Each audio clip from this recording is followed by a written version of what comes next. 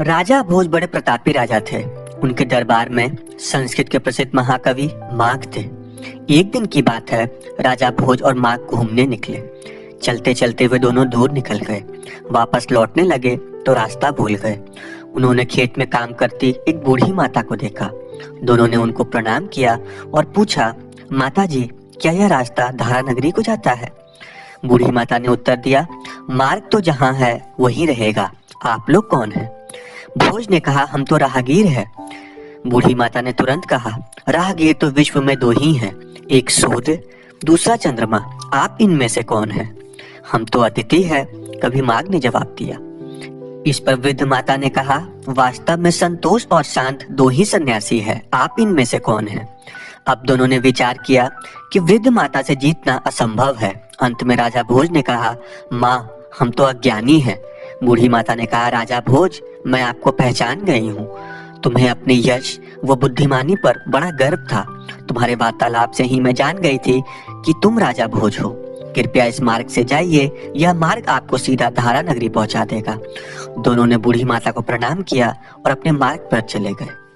यह लघु कथा देवी सिंह नरूका ने लिखी थी, जो मैंने अपने पाठकों को पढ़कर सुनाई है।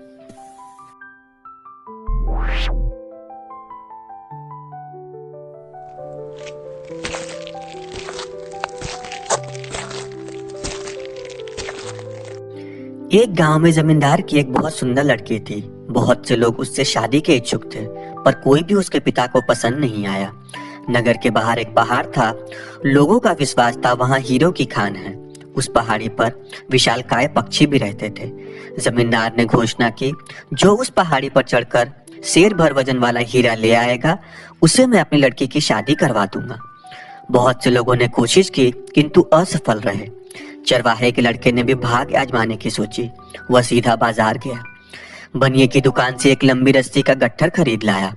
फिर उसने उस भैंस की खाल खरीदी और रास्ते में एक सूअर भी खरीद लिया। दूसरे दिन इन चीजों को लेकर वह पहाड़ी की ओर चल पड़ा। चरवाहे ने भैंस की खाल के एक तरफ सूअर को मारकर उसका मांस चिपका दिया। अपने पैर में रस्सी के गट्ठर का एक छोर बांधकर उसने भैंस की खाल को अपने शरीर के चारों ओर लपेट लिया और पहाड़ी के नीचे लेट गया। कुछ ही देर में पहाड़ी पर मंडराते भयंकर पक्षी मांस की गंध पाकर नीचे उतरे और खाल में लपेटे चरवाहे को पंजों में दबाकर पहाड़ी पर ले गए।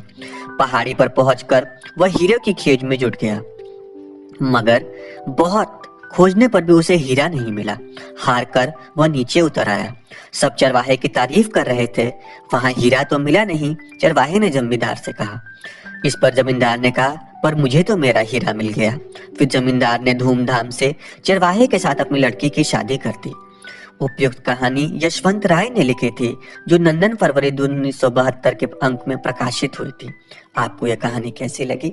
आप अपनी राय कमेंट सेक्शन में जरूर बताना।